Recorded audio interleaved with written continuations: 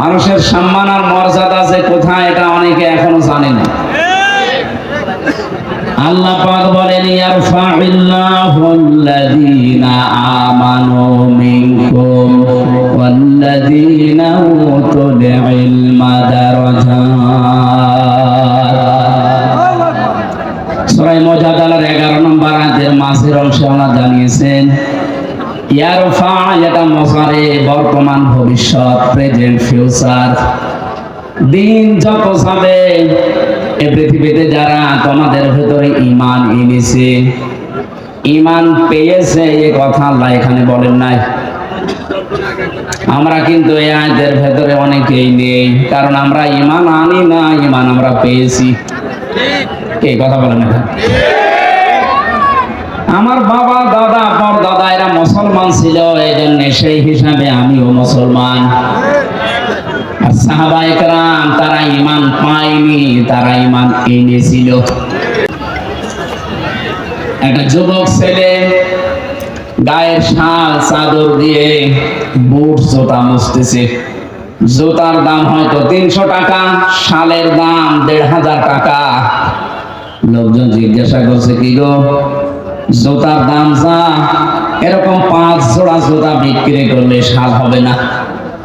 এত দামি শাল দিয়ে জুতা মুছতেছো কারণ কি? ছেলেটা বলে বহু কষ্ট করে জুতা আমার টাকা দিয়ে কিনেছি, আর এই শালটা আমার বাবা আমারে দিয়েছে। বাবা এত টাকা দিয়ে শাল দিয়েছে, শালের কোনো মূল্য নেই, ওটা দিয়ে জুতা মুছতেছে। নিজে কষ্ট করে জুতা কিনেছিল, এই জন্য জুতার দাম ওর কাছে বেশি। সাহাবায়ে কেরাম যেহেতু তারা কষ্ট করে ঈমান এনেছিল, এই জন্য তাদের কাছে ঈমান জীবনের চাইতেও দামি। খুব ভালো করে শুনবেন, কোন মানুষের কাছে যদি সত্যি ঈমান দামি হয়ে যায়, তার ঈমানটাকে ঠিক রাখার জন্য সে সবচাইতে বেশি সতর্ক থাকবে শিরক থেকে। কোরআনে কারীম জানাচ্ছে ওয়ালাকাদ উহিয়া ইলাইকা ওয়া ইলাল্লাযীনা মিন ক্বাবলিকা লাইন আশরাকতা লা ইয়াহবাতান্না আমালুকা ওয়া লা তাকুনান্না মিনাল খাসিরিন। সূরা জুমারের 65 নম্বর আয়াত 24 নম্বর পারার 4 নম্বর পৃষ্ঠার 12 নম্বর লাইনে আছে। এটা তাফসীরে ফি জিলালিল কোরআন থেকে বলছি। আল্লাহ পাক বলেন, হে নবী, আপনাকে এবং আপনার পূর্বে যত নবী আমি পাঠিয়েছিলাম, প্রতিটি নবীকে আমি এই ওহী নাযিল করে জানিয়েছি। আমরা যে ঈমান এনেছি না ঈমান পেয়েছি, আমরা তো ঈমান পেয়েছি। যারা ঈমান এনেছিল তাদেরকে একটু শোনেন না, ছাতা মাথা সব খুলে রাখি। আরে না, গরম লেগে যাচ্ছে।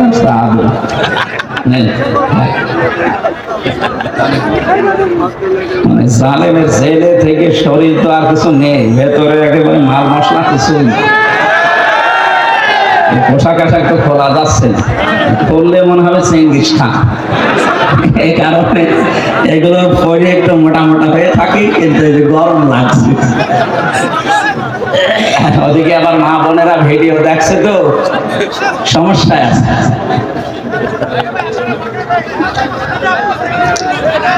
আমার ভাইরা, ওয়ালাকাদ উহিয়া ইলাইকা, অবশ্যই আমি ওহী নাযিল করেছি হে নবী আপনার প্রতি, ওয়া ইলাল্লাযীনা মিন ক্বাবলিকা, এবং আপনার পূর্বে যত নবী রাসূল এই দুনিয়াতে পাঠিয়েছি প্রত্যেকের প্রতি এই ওহী ছিল। লাইন আশরাকতা লা ইয়াহবাতান্না আমালুকা, যদি আপনি শিরিক করেন। এই কথা বলছে কে? কাকে বলছে? রাসূলুল্লাহকে। বলেন বলেন, এই কথা রোজন টের পাচ্ছেন, আমাকে বলেন নাই। আল্লাহ পাক বলেন, হে নবী, লাইন আশরাকতা, আপনি যদি শিরিক করেন, নবীজি শিরিক করতে পারে এরকম কোন ধারণা আমাদের আছে? এই ধারণাও আমরা করি না, অথচ আল্লাহ নবীজির মাধ্যমে আমাদেরকে শিক্ষা দিতে চান। লাইন আশরাকতা, যদি শিরিক করেন আপনি, লা ইয়াহবাতান্না আমালুকা, লামে তাকিদ মনে সাইলা, আল্লাহ গ্যারান্টি দিয়ে জানিয়েছেন, হ্যাঁ নবী আপনার আমল আমি কিন্তু রাখবো না, নষ্ট করে দেব।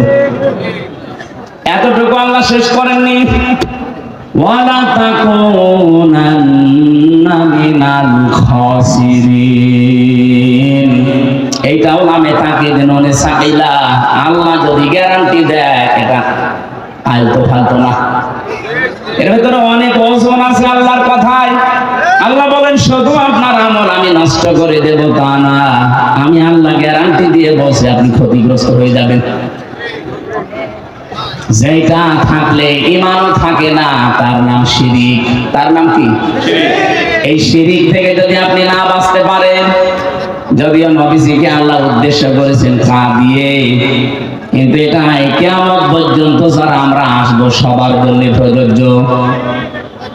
যাই করেন তাই করেন, শিরিক করবেন না। শিরিক করলে আপনার পেছনের আমল একটাও আল্লাহ রাখবে না, আর আপনি মাস্ট বি ক্ষতিগ্রস্ত হয়ে যাবেন। ঠিক। আমার এই চর্মচক দিয়ে কোরআনে কারীম যতটুকু পড়েছি বুঝেছি অনুধাবন করেছি, আমি বাংলাদেশের সাথে মিলিয়ে দেখলাম এদেশে প্রকাশ্য অপ্রকাশ্য মিলে প্রায় ৪৪টার উপরে শিরিক চলছে। আমি এক কথায় জবাব দিচ্ছি, সবগুলো বলতে গেলে আমার আয়াতে যাওয়া হবে না, এজন্য আমি মেন কথাটা বলছি। আল্লাহ যেটা পারে ওইটা অন্য কেউ পারে, এই বিশ্বাস করার নাম শিরিক। কথা বলেন না। এবার আসেন তো বাংলাদেশের সাথে মিলাই। এদেশে বহু মানুষ এমন আছে আল্লাহ যেটা পারে এটা অন্য কেউ পারে বিশ্বাস করে, করে না? আন্নাল কুওয়াতা লিল্লাহি জামিআ, সূরা বাকারার আয়াত 2 নাম্বার পারার 4 নাম্বার পৃষ্ঠার 3 নাম্বার লাইনে আছে, মাঝের অংশে আছে আন্নাল কুওয়াতা লিল্লাহি জামিআ, সব ক্ষমতার উৎস কে? আরো জোরে। অন্য দলে যারা আছেন, অন্য মতে যারা আছেন, আমি আপনাকে চিনি না, নামও জানি না, তারপরও বাঁচার জন্য বলছি, বাংলাদেশে বহু দলের লোক আছে এখনো বিশ্বাস করে ক্ষমতার উৎস জনগণ। এটাই আয়াত অনুযায়ী শিরিক। শিরিক যারা করবে তারা মুশরিক। এই কথা বলছেন না? মুশরিক যারা তাদের জন্য জাহান্নাম ওয়াজিব, জান্নাত হারাম। এটা তো আমি বানালাম। ইন্নাহু মান ইউশরিক বিল্লাহি ফাকাদ হারামাল্লাহু আলাইহিল জান্নাহ ওয়া মাআওয়াহুন নার ওয়া মা লিয-যালিমিনা মিন আনসার। সূরা মায়েদার ভেতরে আল্লাহ জানিয়েছেন, কেউ যদি সত্যি আল্লাহর সাথে শিরিক করে, এই শিরিক কাকে বলে এক কথা বলি নাই কি? আল্লাহ যেটা পারে ওইটা অন্য কেউ পারে, বিশ্বাস করার নাম। আরো জোরে বলে, বিশ্বাস করার নাম শিরিক। যারা করে তারা, আরো জোরে বলেন, মুশরিক মারা গেলে বিনা হিসাবে বিনা বিচারে যাবে জাহান্নামে। জান্নাত হারাম, জাহান্নাম ওয়াজিব। আল্লাহ যদি এতটুকু শেষ করে দিতেন, আয়াত আমি পড়তাম না, পরেরটা আরো কঠিন। ওয়ামালিয-যালিমিনা মিন আনসার। কারণ শিরিক যারা করে এরা যেহেতু আল্লাহর সাথে জুলুম করে, ইন্নাশ শিরকা লাযুলমুন আযীম, সবচেয়ে বড় জুলুম আল্লাহর সাথে শিরিক করা। এই জুলুম যারা করবে তারা মরণের পর থেকে আল্লাহর সাহায্য থেকে বঞ্চিত। কেউ সাহায্য করলেও আল্লাহ কবুল করবেন না। যেহেতু আমাদের দেশে ৯৬% মুসলমান, এই দেশের জন্য শুধু এইটা না, এটা রেকর্ড হচ্ছে। আমার আলোচনাগুলো বাংলাদেশের চাইতে বেশি চলে ভারতের, কলকাতার, আসামে। আমি এই দুই রাজ্যে যত জায়গায় গেছি দেখি চার দোকানে বসে বসে শুনতেছে। এই জন্য ওদেরকেও সতর্ক করছি, কারণ ওরা আমার আল্লাহর বান্দা। ওরা বুঝে হোক না বুঝে হোক শিরিক করে জাহান্নামে যাবে। খুব সাবধান। বাংলাদেশে অনেক মানুষ এমন আছে, আমি দেখতে পাচ্ছি, এই কথা এখনো বিশ্বাস করেন যে ক্ষমতার উৎস জনগণ। এখনই বিশ্বাস পাল্টাতে হবে। কি কথা বলেন না? আপনি যদি কিছু নিয়ে যেতে না পারেন, এরা 10টা 10:30 পর্যন্ত জেগে আছেন কোন কারণে? আপনি কি রূপ দেখাতে এসেছেন যে আমার মতো চেহারার কারণে এই যে দেখে যান? আপনার চাইতে বহু সুন্দরী মানুষ এখনো পর্যন্ত কবরে পড়ে আছে। এটা চেহারা দেখার জন্য আমার আপনার কেউ আসে না, এসেছি কিছু নেওয়ার জন্য। আরে বিশাল আয়োজনে লক্ষ লক্ষ টাকা খরচ, 5টা মানুষ যদি শিরিক থেকে বাঁচতেই না পারে, ছাতা দিয়ে দাও কি? কথা বলে না কেন? আমি সহ যাদের এই বিশ্বাস এখনো আছে যে না ক্ষমতায় জনগণ দিতে পারে, এটা এখন পাল্টাতে হবে। এইটাই বাংলাদেশ জামাত ইসলামী মানত না, এই জন্য তাদের নিবন্ধন পর্যন্ত বাতিল করে দিয়েছিল। তারা বলেছিল না ক্ষমতার উৎস আল্লাহ, কুলিল্লাহুম্মা মালিকাল মুলকি তুতিল মুলকা মান তাশা। ক্ষমতার মালিক কে? জোরে বলেন। আমি একটা মাত্র টাচ দিলাম, এরকম 44টা আমার এই ছোট নজরে দেখতে পাচ্ছি এই বাংলাদেশে। সুতরাং যাদের এই বিশ্বাসে আছেন, আপনি নামাজ পড়তে পারেন, রোজা রাখতে পারেন, মুসলমান দাবি করতে পারেন, কিন্তু আপনি মুশরিক। প্রশ্ন আসতে পারে, নামাজ পড়ে আবার মুশরিক হয়? রোজা রেখে হজ করে কাবা শরীফ ঘুরে আসলাম, তারপরও আমি মুশরিক? আরে ভাই, আপনি শুধু কাবা ঘর ঘুরে এসেছেন, আর আবু জেহেল ছিল কাবার সভাপতি। কাবা ঘরের সভাপতি ছিল। ওকে মুশরিক, ওকে। আপনি যদি বলেন ওকে আমার মতো আল্লাহ একজন আসে বিশ্বাস করতো, মানে কোরআনে কারীম জানিয়েছে, ওয়ালা ইনসালতাহুম মান খালাকাস সামাওয়াতি ওয়াল আরদা লা ইয়াকুলুনাল্লাহ। আল্লাহ পাক বলেন, হে নবী, আবু জেহেলকে যদি জিজ্ঞাসা করেন আকাশ আর জমিন কে বানিয়েছে, লা ইয়াকুলুনাল্লাহ, এখানে যারা গ্রামার বোঝেন, লামে তাকিদ নুনে সাকিলা, আবু জেহেল গ্যারান্টি দিয়ে বলতো আল্লাহ বানিয়েছে। তাহলে আল্লাহ একজন আছে, ও বিশ্বাস করতো না? বলেন বলেন। আমি ওই বিশ্বাস করি, ও ওই বিশ্বাস করে। ও বিশ্বাস করার পরেও যদি মুশরিক হয়, আর আমি ওই বিশ্বাস করে ইমানদার থাকি, কোন কায়দায়? পার্থক্য তো এতটুকু, যে ক্ষমতায় দিতে পারে যে দেব দেবীরা আছে এরাও, আর এখন আর দেব দেবী আমরা বিশ্বাস করি না, করি মানুষ দিতে পারে, কথা একই। শয়তান এটা উল্টিয়ে দিয়েছে আমাদের সামনে, কারণ শয়তান ভালো করে জানে 96% মুসলমান এই বাংলাদেশে, এদের কাছে যদি একটা মূর্তি খাড়া করে দিয়ে বলি এটা পূজা করো, জীবনও করবে না। এটা যেন না করে অন্য কায়দা এটা করা যায়, সেই বিশ্বাসটা আমাদের ঢুকিয়েছে। এজন্য আমি সহ যারা এই বিশ্বাসে আছি, বিশ্বাস পাল্টাবেন কিনা বলেন?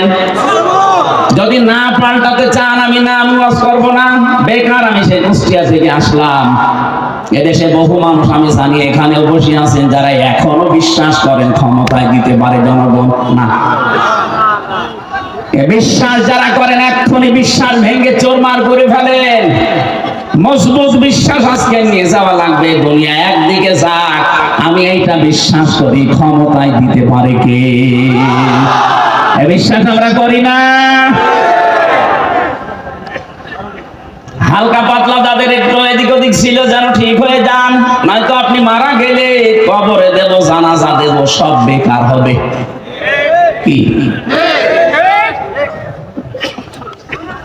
আমি যে কথা বলতে চাচ্ছিলাম এতক্ষণ পর্যন্ত, ঈমান অন্তত যারা আমরা এনে ফেলেছি, আমাদের ঈমান যেন নষ্ট হয়ে না যায়। ঈমান নষ্ট হয় প্রথম কারণ কি? শিরক। বলেন বলেন, আরো জোরে বলেন।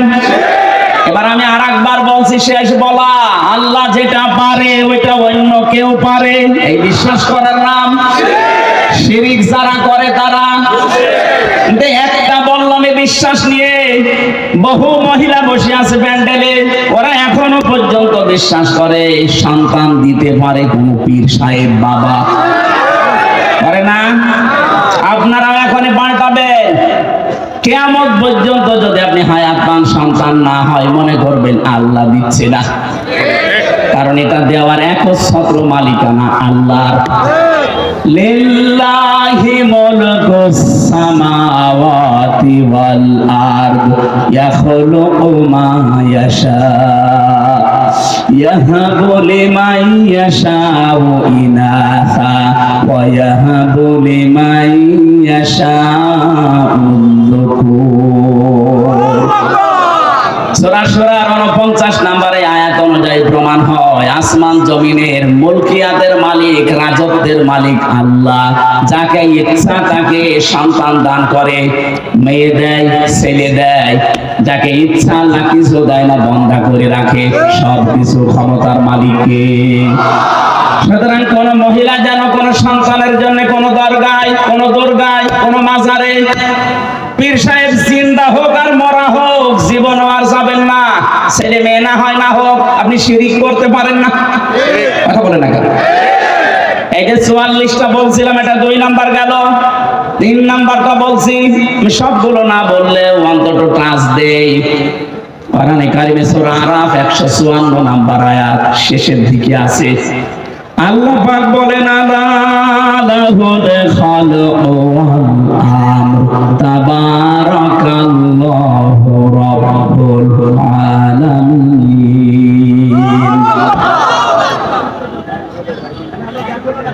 আসমান জমিন বানিয়েছে যিনি, হুকুম চলবে তার, সৃষ্টি যার, আইন তার, এ নিয়ম কার? আল্লাহ। বলেন বলেন। যেহেতু আমরা বিশ্বাস করি এই পৃথিবী বানিয়েছেন আল্লাহ, তাহলে এই বিশ্বাসও করা লাগবে এখানে আইন চলবে। যারা আল্লাহর আইন বাদ দিয়ে আল্লাহকে সৃষ্টিকর্তা মানেন, কিন্তু তার আইন বাদ দিয়ে মানুষের তৈরি করা আইন কানুন প্রতিষ্ঠার জন্য চেষ্টা করেন, আপনি মুশরিক। এই কথা বলেন না কেন? এদেশে এখন আপনি মিলান তো এই 3 নাম্বারটা নিয়ে, এদেশে আমার মনে হয় এখন ভরি ভরি লোক পাবেন। ওকে জিজ্ঞাসা করবেন সৃষ্টিকর্তাকে, আল্লাহর নাম বলবে, কিন্তু আইন যে চলবে ওই আল্লাহর, এটা বলতে গেলে তখন বলে হুজুর এটা রাজনীতি, এটা দুনিয়ার কাজ। আপনি নির্ভেজাল টাটকা মুশরিক।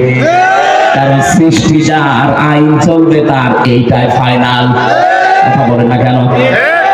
যারা আল্লাহর আইনের বিপরীতে নতুন কোন আইন বানাতে চায়, কোরআনে কারীম সূরা আলে ইমরান 154 নাম্বার আয়াত, এটা মাঝের অংশে আছে, ইয়াকুলুনা হাল্লানা মিনাল আমরি মিন শাইইন কুল ইন্নাল আমরা কুল্লাহু লিল্লাহ। এ নবী, ওরা যদি জিজ্ঞাসা করে যে আইন তৈরি করার ক্ষমতা পাওয়ার কোন অধিকার আমাদের আছে, আপনি ডাইরেক্ট ফতোয়া দেন না। আইন তৈরি করতে পারে শুধুমাত্র কে? আরো জোরে।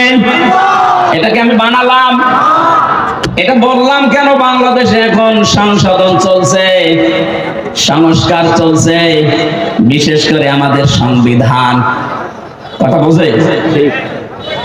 এই ঝড়ে যদি কিছু করে নিতে না পারেন, আবার 50 বছর পিছিয়ে যাবেন। এমনিতেই তো 53 বছর আমরা পিছিয়ে আছি। কথা বলেন ঠিক কিনা?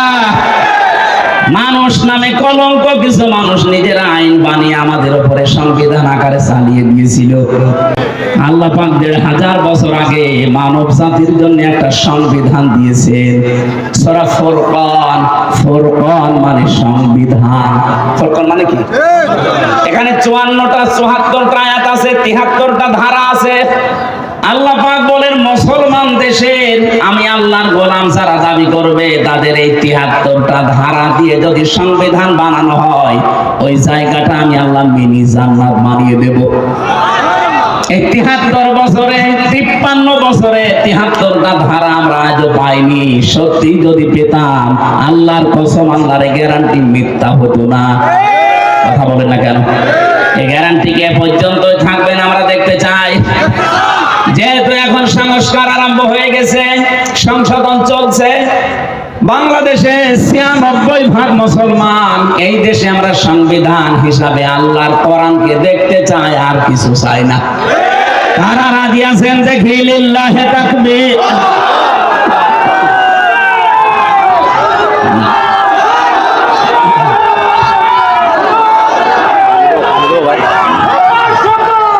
ঠিক আছে, আলহামদুলিল্লাহ ভাই, কথা বুঝলেই হবে, তাকবীর না দিলেও সমস্যা নেই, কথা বুঝলে হবে। বসেন,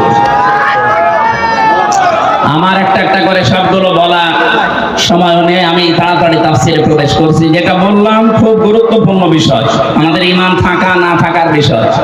এই জন্য মানুষের মর্যাদা দিনের পর দিন আল্লাহ বাড়াবে তাদের। এই পৃথিবীতে যে মানুষগুলো ঈমান আনবে, ঈমান পাবে না। আমরা ঈমান পেয়েছি না ঈমান এনেছি? আমরা ঈমান আনতে চাই। হাত ধরে বসিয়ে দিন। মাথার ২টা ৩টা তার কেটে দিয়েছে। মানুষের তো একটা কাটে আর ওর তো ৪-৫টা শেষ। আমার ভাইরা, ২ নম্বরে ওয়াল্লাযীনা উতুল ইলমা দারাজাত, তোমাদের ভেতরে যারা ইলম পাবে দারাজাত দিয়েছেন বহু বছর। দিন যত যাবে তত তাদের মর্যাদা আল্লাহ বাড়াতেই থাকবে। না, এটা ডিস্টার্ব করবে দেখছি। ওরা ২ বলে ২ হাত ধরে রাখেন। হ্যাঁ, আপনারা কথা বুঝতেছেন কিনা বলে? না, না বুঝলে আমি মোনাজাত করে দেবো। বুঝতেছেন? কোন জায়গায় যে আমাদের সম্মান আমরা আজ পর্যন্ত এইটাই জানি না। মনে করে জোর করলে সম্মান পাওয়া যায়, জোর করলে যে আরো ঘৃণিত হওয়া লাগে, প্রমাণ দেখলেন না? ৩ জন স্বৈর শাসকের নাম এই কয়েকদিনে আমরা দেখতে পেলাম। বাশার আল আসাদ, এরপরে এই যে আফগানিস্তানের কি যেন নাম ছিল, আশরাফ ঘানি, আর আমাদের এটার নাম তো আমি মুখে নিয়ে আসতে চাই না, ও ছাপানোর দরকার নেই। যারা জোর করে টিকে থাকতে চেয়েছিল সম্মান পাওয়ার জন্য, দেখেন আল্লাহ কি ঘৃণিত করে দিয়েছে। এখনো অনেকে ধান্দায় আছেন যে না বুবু ঘুরবে। বুবু ঘুরবে মানে? তাহলে আফগানিস্তান থেকে যে পালিয়ে গেল ও তো ঘুরতো, ও ঘুরেছে। এই যে কাজকে না কাজকে মনে হয় পালিয়েছেন, এইটা তো আর ঘুরতেছে না। সুতরাং উনি গেছে তো গেছে, ও ঘোরার আর কোনো পদ্ধতি নেই। পৃথিবীতে আমরা যাদেরকেই পালাতে দেখি, এই যে লক্ষণ সেন ৮০৫ বছর আগে পালিয়েছে, আজও ঘুরে আসেনি। হয়তো পড়িয়ে ফেলেছে, নাই কুকুর শিকালের খাবার হয়েছে। এই জন্য যারা পালিয়ে যায় ওদের ভেতরে সৎ সাহস নেই, এই জন্যই পালায়। ওরা যে ঘুরে আসবে কোন মুখে আসবে? সেদিন সিলেট মৌলভী বাজার থেকে ওরা আমারে দিয়ে গেল মাহফিল ধরার জন্য হেলিকপ্টারে। এই পাশে যে হুক থাকে, পাইলটকে বলছিলাম যে ভাই এই যে হালকা হুক দেওয়া, এ আবার পড়ে যাবো না তো? বসে ওখানে হাত দিয়ে না, হাত দিলে যদি খুলে যায় তাহলে আপনি কিন্তু পড়ে যাবেন। তখন আমরা ব্রাহ্মণবাড়িয়া পার হচ্ছি, মনে মনে ভাবছিলাম আল্লাহ ২ বোন পালিয়ে গেল, একটু খুলে যেতে পারল না। যদি একটু খুলে যেত, কার সামনে যে পড়তো, পিটিয়ে মেরে ফেলতো জনগণ। কথা বলে না কেন? মনে মনে ভাবছিল না আমারটা তো না খোলে, অন্তত ওরা ২ বোনের যদি একটু খুলে যেত। এই জন্য জোর করে সম্মান পাওয়া যায় না। সম্মান আল্লাহ রেখেছেন ঈমানের ভেতরে, শিরিক মুক্ত ঈমান, শিরিক মুক্ত আর বেদাত মুক্ত আমল। ২ নম্বরে যাদের এলেম আছে। এখন প্রশ্ন আসতে পারে, অনেক জ্ঞানী মানুষ, এলেমওয়ালা মানুষ ছিল, কিন্তু তাদের তো এখন মানুষ সম্মান দিচ্ছে না। এই বাংলাদেশের রুহুল আমিন বলে যে ছিল খতিব, এখন তার সম্মান আছে? ফরিদউদ্দিন মাসুদ এলেম ছিল, কিন্তু এলেমের উপরে আমল ছিল না, এজন্য আল্লাহ ঘৃণিত বানিয়ে দিয়েছে। জোর করে ইমামতি করার জন্য আবার গিয়েছিল, জনগণ জুতা দিয়ে পিটিয়েছে। পরের দিন আবার স্ট্যাটাস দিয়েছে যে জুতা আমাকে মেরেছে কিন্তু আমার গায়ে লাগেনি। শয়তান! আমার মনে হয় শয়তানও হাসে যে আমি আর কি শয়তান, এ তো আলেম নাম নিয়ে এত বড় জালেম। পৃথিবীর 6 জন মানুষের তালিকা আপনারা জানেন, যাদের নাম আপনি সার্চ দেন, গণহত্যার তালিকায় যাদের নাম আছে তার ভেতরে যারা পালিয়েছে ওনাদের 1 নম্বরে নাম আছে, একজনের নাম আছে, একজনের।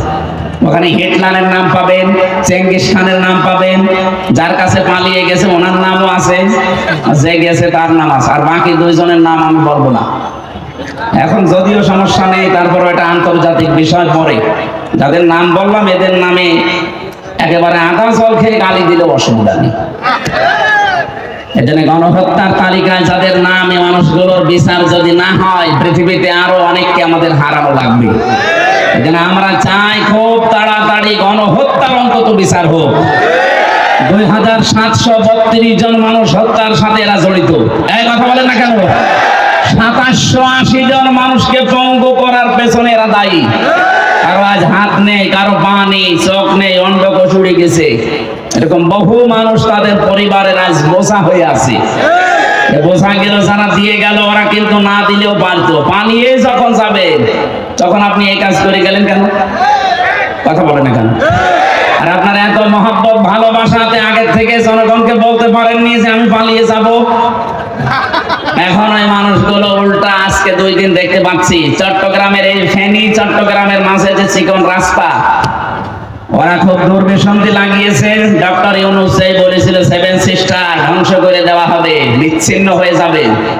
ওই দিন থেকে শুরু করে এই 2 দিন বেশি ওরা বলছে চট্টগ্রাম আমরা নিয়ে নেব। চট্টগ্রাম নিয়ে নেবেন কি? আমরা কি যৌতুক দিতে চেয়েছি আপনাকে? পালিয়ে যাওয়ার মেয়ে কিসে যৌতুক? মেয়ে তো পালিয়েই গেছে, ওরা তো আমরা মেনেই নেব না, বিয়েই মানি না। কথা বলেন না কেন? চুরি করে বিয়ে করে আসে থাকেন, অসুবিধা নেই। মাসে তো একটা শালি পেয়েছেন ফ্রি। আমরা চাই অন্তত বউ আর শালি 2 জন মিলে যদি আপনি একটু পকেট মারে, তারপরেও তো আমরা একটু ঋণ মুক্ত হতাম। বহু ঋণ হয়ে গেছে, এখন 1,20,000 টাকা এক একটা মানুষের মাথার উপরে ঋণ। ঋণটা দিয়ে গেলেন আপনি, না দিলেও পারতেন। এই জন্য আমরা চাচ্ছি জামাই হলেও মানি না, কারণ আমাদের তো জামাই হওয়ার জন্য মুসলমান হওয়া শর্ত। আর ওনার তো ফুল হাতা না হাফ হাতা, ফুল হাতা, মুসলমানই দেয়নি। ময়কার দয়হস্যি এই লোকটা মুসলমানই দেওয়া আছে, মুসলমানই না দিলে কি ফুল হাতা না হাফ হাতা? ফুল হাতা। আমি জেলে যাওয়ার পরে যে কারারক্ষী জেলার ছিল ও লোক যখনই ঢুকতো দেবদুল্লাহ বলছে ফুল হাতা আসতেছে, তার মানে আমি বুঝলাম যে লোকটার মনে হয় কাটা নেই। ওনারই যেহেতু আত্মীয়-স্বজন বংশধর, ওই নামে তো মিলে যাচ্ছে দেবদুলাল, নাম শুনে বোঝা যাচ্ছে না যে কি হবে। ওনারও যেহেতু ফুল হাতা, আর ফুল হাতা যারা একটু কৃপণ হয়, জামাই যাই হোক মানি না, তারপরও মেনে নেওয়া লাগছে। মেয়ে যখন পালিয়ে গেছে, তো এত কৃপণ হলে তো সম্ভব না। 2 জন মিলে 2 পকেট মারবে, এতে যা হয় হবে। টাকা দরকার আমাদের, কথা বলেন না কেন? এদেশ থেকে যারা বাইরের দেশে যায় দেখেন, তারা রেমিটেন্স যোদ্ধা টাকা পাঠায় প্রতি মাসে মাসে, আর 3 মাস 6-7 দিন হয়ে গেল একটা টাকাও পাঠায়। কি করছেন আপনারা? না, 7 সিস্টার কিন্তু থাকবে না যদি চট্টগ্রাম নিয়ে বেশি আন্তা ঝান্তা করে। এই জন্য চোখ বন্ধ করে থাকবে। এদেশের 1 ইঞ্চি মাটিও ছাড় দেওয়া হবে না ইনশাআল্লাহ। এটা আমাদের মায়ের মতো খাঁটি। এক কথা বলেন না কেন? পৃথিবীতে সবচাইতে বেশি জীবনের ভয় মুশরিকদের। ওয়ালা তাজিদান্নাহুম আহরাসান নাসি আলা হায়াতি ওয়া মিনাল্লাযিনা আশরাকু ইয়াওয়াদু আহাদুহুম লাউ ইউআম্মারু আলফা সানা। আল্লাহ পাক বলেন, হে নবী, জীবনের উপরে সবচাইতে বেশি আহরাস, বেশি ভালোবাসা, মহব্বত, আসক্তি দেখতে পাবেন এই দুনিয়াতে মুশরিকদের। ওদেরকে যদি বলেন তোমরা 1000 বছর বেঁচে থাকবে, ওরা বলবে আরো বাঁচতে চাই। এই জন্য একটু বন্ধ করে দিয়েছি আমরা ওই দেশে যাওয়া আসা। ওরা দেখেন মরণের ভয় এখন অস্থির হয়ে পড়েছে। 2-1 দিন দেখছেন না দাদারা কি শুরু করেছে?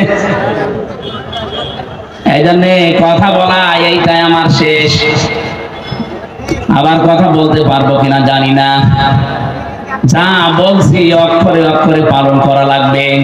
দুনিয়াতে যদি আপনি জ্ঞান অনুযায়ী সত্যি আমল করতে না পারেন, হয়তো সামনাসামনি দেখে আপনাকে অনেকে সম্মান করতে পারে, দিন যত যাবে আপনার সম্মান আল্লাহ একেবারে তলানিতে পৌঁছিয়ে দেবে।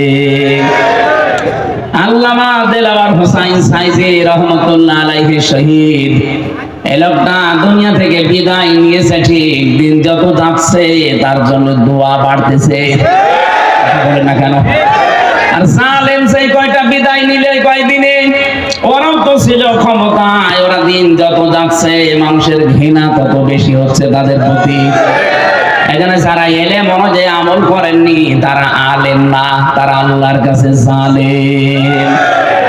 কোরআনে কারীম জানাচ্ছে সূরা বাকারা প্রথম নাম্বার পারার 20 নাম্বার পৃষ্ঠা 13 নাম্বার লাইনের 140 নাম্বার আয়াতের প্রথম অংশে আছে, ওমান আযলামু মিম্মান কাতামা শাহাদাতান ইনদাহু মিনাল্লাহ। আল্লাহ পাক বলেন, তোমরা বড় জালেম দেখতে চাও, সবচাইতে বড় জালেম আমি আল্লাহর কাছে ওই লোকটা যাকে আমি আল্লাহ কোরআনের জ্ঞান দিয়েছিলাম, এটা জানার পরও দুনিয়ার স্বার্থ পেয়ে গোপন করে দিয়েছে। ছোট জালেম না, আফজাল ইসমে তাফসিল আজলাম। সুতরাং এই দেশে 15.5 বছরে জালেমদের 5 আটা গোলামি যারা করেছেন, এত বড় বড় জালেমদেরকে যারা কওমি জননী উপাধি দিয়েছেন, আল্লাহর কসম আপনি আল্লাহর কাছে আলেম না জালেম। তাও ছোট জালেম না বড় জালেম। এদের সম্মান দিন যাবে আরো কমতে থাকবে না বাড়বে? ইয়ারফা দিয়েছেন আল্লাহ এই কারণে। এই জন্য যাদের নাম আমি জানি না, অনেকের জানি, সম্মান মর্যাদা কামনা করছি ঈমান এবং জ্ঞানের উপরে আমল করার কারণে। আল্লাহ যেন অবশ্যই আয়াতটা আমাদের সবার জীবনে কার্যকর করেন, বলেন আমিন। দরুদ আর সালাম পাঠ করছি নবী মুহাম্মদ রাসূলুল্লাহ সাল্লাল্লাহু আলাইহি ওয়াসাল্লামের প্রতি। এই যে কোরআনে কারীম পড়তে গেলে 29টা অক্ষর জানার মাধ্যমে পড়া লাগে, আলিফ থেকে ইয়া। প্রতিটি অক্ষরের দিকে তাকিয়ে দেখবেন, প্রত্যেকটা অক্ষরে আমার নবীর সম্মান আল্লাহ বাড়িয়েছেন। আলিফ দিয়ে তিনি জানিয়েছেন আহমদ প্রশংসিত, বা দিয়ে তিনি জানিয়েছেন বাশির সুসংবাদদাতা, তা দিয়ে তিনি জানিয়েছেন মুত্তাকি আত্মসংযমকারী, সা দিয়ে তিনি জানিয়েছেন মুদ্দাসির কম্বলওয়ালা, জিম দিয়ে তিনি জানিয়েছেন জামিল সুন্দর, হা দিয়ে তিনি জানিয়েছেন হামিম অন্তরঙ্গ বন্ধু, খ দিয়ে তিনি জানিয়েছেন খাতামান নবিয়্যিন শেষ নবী। একটা একটা করে শেষে আসবেন ইয়াসিন। আল্লাহ জানো সিন আর ইয়া দিয়ে তিনি একত্রিত করে আমার নবীর নামকে আরো বেশি উচ্চসিত করে দিয়েছে। ইয়াসিন। আল্লাহ বলেন হে নেতা, হে বলেন বলেন সিন শব্দটা তাফসিরে কাবির আল্লামা ফখরুদ্দীন রাজি রাহমাতুল্লাহ আলাইহি 5টা অর্থে তিনি ব্যবহার করেছেন। তিনি জানিয়েছেন সিন মানে সাইয়্যিদুল আলামিন, সিন মানে সাইয়্যিদুল বাশার, সিন মানে সাইয়্যিদুল কাউনাইন, সিন মানে সাইয়্যিদুল আম্বিয়া, সিন মানে সাইয়্যিদুল মুরসালিন। এক একটা শব্দের ভেতরে তাফসিরে এত কথা তিনি লিখেছেন, আমি যদি 5টা শব্দেরও ব্যাখ্যা করতাম তাহলে 2 ঘন্টা সময় লাগবে, এত কথা আছে। আমি শুধু ইঙ্গিত দেওয়ার জন্য বললাম, প্রতিটি অক্ষর দিয়ে আমার নবীর সম্মান আল্লাহ আরো বাড়িয়ে দিয়েছেন।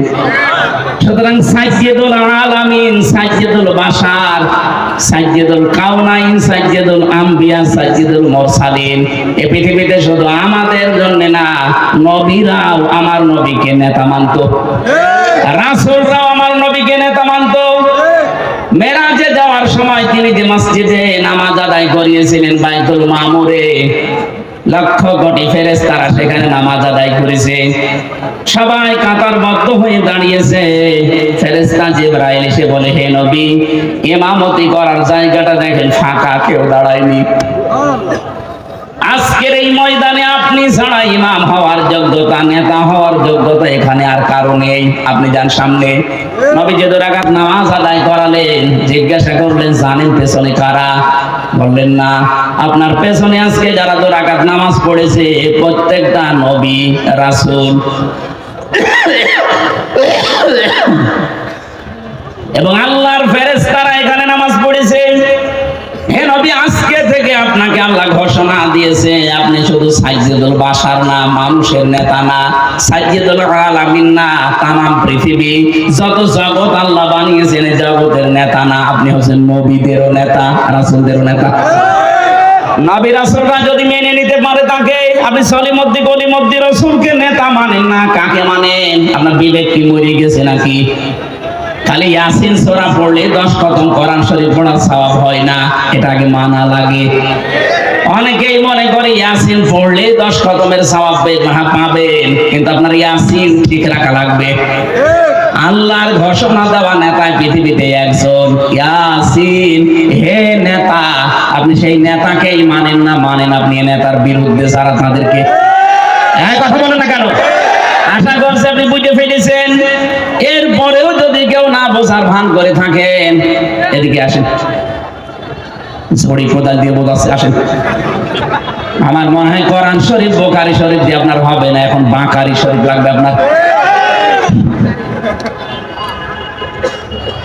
এত ভেঙে ভেঙে বলার পরেও যদি কারো মনের ভেতরে দাগ না কাটে, ওর বিবেকে যদি কাজ না করে, আমার যা মনে হয় ওর বিবেকের উপরে কুকুরে পোশাক করেছে। অবশ্য ঠিক, যশোরের মানুষ এত পাগল না। তাহলে আজকে থেকে আপনি আল্লাহর ঘোষণা দেওয়া নেতা যিনি, তাকে মানা লাগবে না। হ্যাঁ, কথা বলেন না কেন? ঠিক আছে, আমরা এবার তেলাওয়াতকৃত যে 2টা আয়াতের অর্ধেক পড়েছিলাম। প্রথম পড়েছিলাম সূরা নজম 32 নম্বর আয়াতের প্রথম অংশটা। দ্বিতীয় পড়েছি আমি সূরা নাহলের 112 নম্বর আয়াতের 4 ভাগের 1 ভাগ। আপনারা যেটা বলবেন আমি সেই আয়াতের আলোচনা করব। বলেন।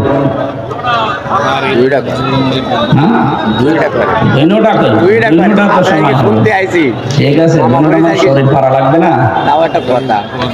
এই সামনে জানুয়ারি মাসের 3 তারিখ 4 তারিখ 2 দিন ব্যাপী আকিজ গ্রুপ ওই যে খুলনায় যে মাহফিল দিত আকিজ ফাউন্ডেশন, ওইটা দেবে না, ওইটা যশোরে দেবে। যশোরে দেবে যে পুলের হাটের যে হাসপাতাল আছে ওনাদের, 8 দিন হাসপাতালের পেছনে এই বিশাল মাঠে আমারে 3 তারিখে দিয়েছে জানুয়ারির রাত 8টা থেকে 11টা পর্যন্ত। আলহামদুলিল্লাহ। আর মিজানুর রহমান আজহারি ভাইকে দিয়েছে 4 তারিখে, ওনারও 8টা থেকে 10টা পর্যন্ত। আকিজ গ্রুপ করবে আজকে দাওয়াত। ওনার আমারে দাওয়াতটা ছিল সেই কোথায়, চট্টগ্রাম বিভাগে। আকিজ সাহেবের এই বড় ছেলে ডাক্তার মহিউদ্দিন জোর করে বলছে এখানে নেওয়া লাগবে। যশোরবাসী, নড়াইল, যশোর, ঝিনাইদহ, সাতক্ষীরা, খুলনা, বাগেরহাট 4-5 জেলার মানুষকে আমরা হাজির করব। অন্তত 10 লাখ মানুষ হবে ইনশাআল্লাহ ওই দিন। আরে ভাই, আগামী বছর ডিসেম্বর 22 থাকবো। যে অবস্থা দেখছি কি হবে সামনে, দেখেন যুদ্ধ লেগে যায়। আমরা প্রথমটা শুরু করছি, যেহেতু প্রথমে সূরা নাহাল আছে 112 নম্বর আয়াত। খুব ভালো করে আমি বাংলাদেশের সাথে খাপের খাপ মিলাবো ইনশাআল্লাহ। জবান খুলে আগে পড়ে নাই, একটু নড়াচড়া ওঠা এগুলো কম করবেন। শুধু প্রসাব পায়খানা আর বিড়ি খাওয়া বাদ দিয়ে যেতে পারবেন না। বিড়ি খেতে পারেন, অনেকের নেশা আছে তো না খেলেও মরে যাবে, আপনি খেয়ে আবার চলে আসেন নাকি। আর আমি আকিজ গ্রুপে আছি খতিব হিসাবে, ওদের বিড়ি যেন একটু বিক্রি হয়, এই জন্য আমার আবার অ্যাডভার্টাইজ করা লাগবে না, আপনারা খেয়ে আবার চলে আসবেন। আমি চট্টগ্রাম আর সিলেটে বহু ইমাম সাহেবকে বিড়ি খেয়ে ফেলে দিয়ে নামাজে দাঁড়াতে দিয়েছি। তারা ইমাম সাহেব যদি বিড়ি খায়, মুসল্লি তো গাঁজা খাওয়ার কথা, অন্তত গাঁজা পর্যন্ত যাবেন না, বিড়ি না না, এটাও ঠিক না। আমরা বলেছি আকিজ সাহেবের যে ছেলেরা আছে কয়েকজনকে বলেছি স্যার এগুলো বাদ দিয়ে দিন। ওনারা বলছে আমরা ছেড়ে যাওয়ার ইচ্ছে আছে, আমার বাবা যাই করেছে আমরা খাবার বানাবো। ওনাদের 65টার উপরে প্রোডাক্ট তৈরি হচ্ছে এখন বাংলাদেশে। আমি মনে হয় বিড়িটা ছেড়ে দিলে ওনাদের যে এখন অর্থ সম্পদ আল্লাহ দিয়েছে, 14 বংশ বসে খাবে, টাকা পড়াবে না। সুতরাং এই হারাম কাজ যেটা, এটা ছেড়ে দেওয়া ভালো। কথাও দিয়েছে আস্তে আস্তে ছেড়ে দেবে, একবারে তো সম্ভব না। 12,000 কোটি, 14,000 কোটি, 20,000 কোটি, এত টাকা একবারে ছেড়ে দেওয়া।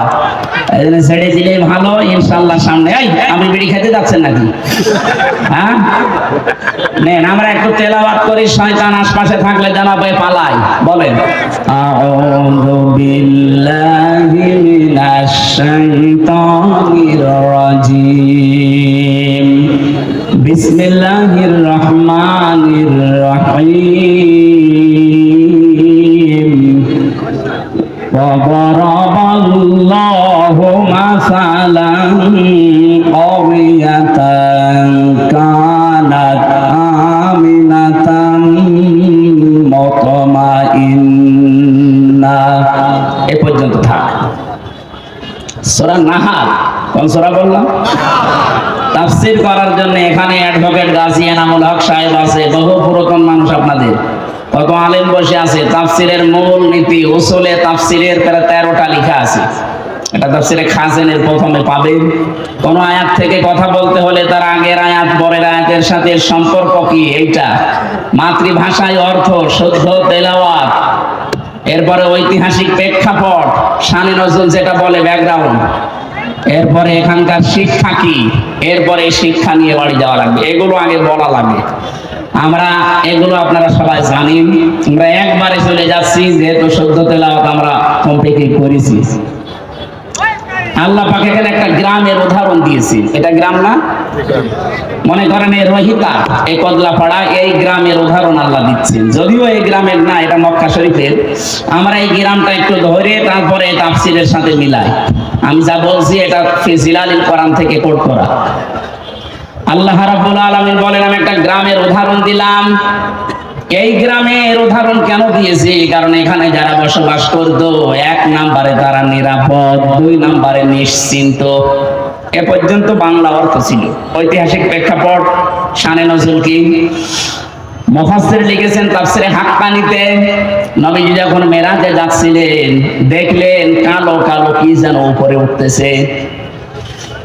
বিশ্ব নবী যখন প্রথম আসমান পাড়ি দিয়ে 6ষ্ঠ আসমান 7ম আসমানে উঠবেন, তখন দেখলেন কালো কালো কি যেন পিপিলিকার মতো নামতেছে। জিজ্ঞাসা করলেন, ইয়া আখি জিবরাইল, হে ভাই জিবরাইল, আমার সফর সঙ্গী আপনি, এই যে কালো কালো কি ওঠে, আরে পিপিলিকার মতো কি এগুলো নামে? ভালো করে শুনবেন, ফেরেশতা জিবরাইল ওই দিন বলেছিল, হে রাসূল, দুনিয়াতে যে যেই ধরনের গুনাহগুলো করে এগুলো সব আকাশে উঠতেছে, আর এই গুনাহগুলো আল্লাহ যাবার গজব করে ওই যে পিপিলিকার মতো নামাচ্ছে। পৃথিবীতে আমরা যে যেই ধরনের গুনাহ করব এটা কিন্তু আবার রিটার্ন আসবে। কথা বুঝতেছেন? তাহলে এমন আজকে এমন শিক্ষা নিয়ে যাব যেন অন্তত এগুলো আর না ওঠে, এটা বন্ধ হয়ে যায়। এটা যদি নিচ থেকে বন্ধ হয়ে যায়, উপর থেকে আসাও বন্ধ হয়ে যাবে। কথা বলেন না কেন? আল্লাহ ইচ্ছা করে কিচ্ছু নামাতে চান না। আমরা যা করি এটা ইনপুট দেওয়ার পর এটা আউটপুট আসে।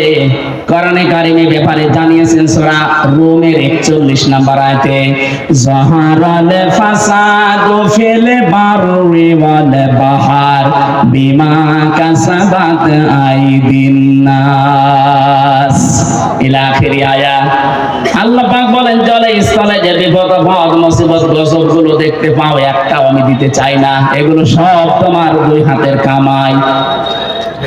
কেন এগুলো দেয় জানো? লিউযিকাহুম বা'দাল্লাযী আমিলু, আমি মজা চাকাতে চাই, স্বাদ আস্বাদন করাতে চাই। তোমরা যে অপরাধ গুলো করো, আমল করো, কাজ করো, এই কাজের কিছু প্রতিদান আমি দুনিয়ায় পাঠাই। লাআল্লাহুম ইয়ারজিউন, আশা করি তোমরা ফিরে আসবে। কিন্তু আমার আল্লাহর আফসোস, ফিরে তো আসো না, তোমাদের বৃদ্ধি আরো বাড়ে। কথা বলেন না কেন? সূরা শুরার 30 নম্বর আয়াতে আল্লাহ একটু বিস্তারিত ভাবে আয়াতে দিয়েছেন, ওয়া মা আসাবাকুম মিন মুসিবাতিন ফাবিমা কাসাবাত আইদিকুম ওয়া ইয়াফু আন কাসীর। জলস্থলে যে বিপদ আপদ মুসিবত গুলো আসে, সব কিন্তু তোমাদের হাতের কামাই করা। অধিকাংশ আমি আল্লাহ মাফ করে দেই। তাছাড়া যত অপরাধ তোমরা দুনিয়ায় সংগঠিত করো, সবগুলো তো উপরে উঠতেছে।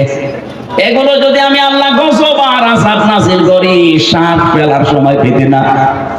সুতরাং আমাদের উচিত হবে আয়াত থেকে শিক্ষা নেওয়া।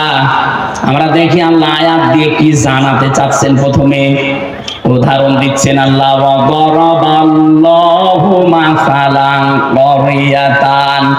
দরাবা মানে দৃষ্টান্ত দেওয়া, এই দৃষ্টান্ত উদাহরণ উপমা দিচ্ছে কে? এই দেখেন, ওয়াদারাবাল্লাহু মাসালান ক্বরিয়াতান কানাত আমিনাতান মুতমাইন্না। আল্লাহ বলেন আমি নিজে উদাহরণ দিলাম, উপমা দিলাম, দৃষ্টান্ত দিলাম একটা গ্রামের। কি সেই গ্রামে ছিল জানো? ওই গ্রামের মানুষগুলো নিরাপদ ছিল এবং নিশ্চিন্ত ছিল। তাফসীরে ইবনে কাসিরের ভেতরে ব্যাখ্যায় লিখেছে, এই গ্রাম বলতে আল্লাহ মক্কা শরীফকে বুঝিয়েছেন। ওই জামানা পর্যন্ত মানুষ তামাম দুনিয়া এবং কাবার আশপাশ পর্যন্ত কেউ নিরাপদে ছিল না। চুরি ডাকাতি সন্ত্রাসী চিন্তায় মানুষের কোনো গ্যারান্টি ছিল না বেঁচে থাকার আশপাশে। কিন্তু কাবার আশপাশ গুলোতে যারা কাবার চত্বরের ভেতরে আসবে আল্লাহ তাদের নিরাপদ এবং নিশ্চিন্ত করে দিয়েছিলেন। আল্লাহ বলেন এতটুকুই আমি শেষ করিনি, ইয়াতিহা রিজকুহা রাগাদাম মিন কুল্লি মাকান। বিভিন্ন জায়গা থেকে আমি আল্লাহ তাদের জীবন উপকরণ পাঠিয়েছিলাম। আশপাশে ইয়েমেন ছিল, সিরিয়া ছিল। আজকে সিরিয়া বিজয় হয়নি। এই সমস্ত আশপাশ দেশ থেকে তাদের রিস্কের যে জীবন উপকরণ লাগে, রিজিক সব আমি পাঠাতাম। আশপাশের মানুষগুলো যে ইমানদার ছিল তা না, কিন্তু ওই মানুষগুলোর বিবেক ছিল, ওর বিবেকের উপরে আমি আল্লাহ এমন ভাবে আঘাত দিয়েছিলাম, বাধ্য হয়ে তারা এদের জন্য খাবার পাঠিয়ে দিত, জীবন উপকরণ যা লাগে জীবন চলতে সব তারা পাঠাতো। কিন্তু তাদের এটা আমি সেট করে দিলাম, তাদের নিরাপত্তা তুলে নিয়েছি, তাদের নিশ্চিন্ত হওয়া এগুলো আমি আল্লাহ বন্ধ করে দিয়ে ফাযাকাল্লাহু লিবাসাল জুই ওয়াল খাউফ, আমি আল্লাহ পোশাক পরিয়ে দিলাম তাদের আচ্ছাদন করানোর জন্য। এক নাম্বার ক্ষুধার পোশাক, দুই নাম্বার ভয়ের পোশাক। বিমা কানু ইয়াসনাউন, কারণ তারা যা করতো তার বিনিময়ে। এই যে এটা বাংলা অর্থ ছিল, এটার এক নাম্বার কারণ আল্লাহ আয়াতের মাঝখানে তিনটা শব্দ দিয়ে বুঝিয়েছেন কেন আমি এই নিরাপদ এবং নিশ্চিন্ত এটা বন্ধ করে দিয়ে এই ক্ষুধা এবং ভয়ের পোশাক পরিয়েছিলাম জানো। ফাঁকা ফারাতে বিআনুমিল্লাহ, তারা আমি আল্লাহর নিয়ামতের সাথে কুফরি করেছিল। কি করেছিল? এবার আমি বাংলাদেশের সাথে মিলাবো। আগে কাবা শরীফটা মিলিয়ে নেই। সূরা আলে ইমরান 4 নাম্বার পারার প্রথম নাম্বার পৃষ্ঠা 7 নাম্বার লাইনের 93 নাম্বার আয়াতের মাঝে এটা আছে, দেখবেন ওয়ামান দাখালাহু কানা আমিনা। আল্লাহ পাক বলেন যে এখানে প্রবেশ করে তাকে নিরাপত্তা দিয়ে দেয়। এই জায়গাটার নাম বাক্কা। বাক্কা মানে মক্কা। বাক্কা মানে কি? প্রাচীন নাম। ইন্না আউয়ালা বাইতি উযিআ লিন-নাস লাল্লাযী বিবাক্কাতা মুবারাকা ওয়া হুদাল লিল আলামিন। অবশ্যই পৃথিবীর প্রথম ঘর স্থাপিত হয়েছে যেটা, সেটা বাক্কায়। এই বাক্কা মানে মক্কা।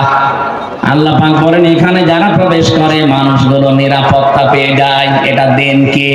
আল্লাহ। এই কথা বলেন, এটা দেন কে? আরো জোরে বলেন। বাংলাদেশ কি কাবা শরীফ? বলেন।